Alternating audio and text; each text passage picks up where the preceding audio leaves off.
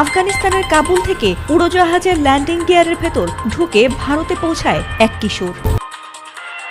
আফগানিস্তানের কাবুল থেকে দিল্লি, এই দুই দেশের মাঝে আকাশচুম্বী ঝুঁকি, হাড় কাঁপানো ঠান্ডা আর প্রাণঘাতী চাপ সত্ত্বেও বেঁচে ফিরেছে মাত্র ১৩ বছর বয়সী সেই কিশোরটি। সোমবার সকালে KAM এয়ারলাইন্সের RQ4401 ফ্লাইটটি দিল্লিতে নামতেই দেখা গেছে এমন চমকপ্রদ দৃশ্যটি।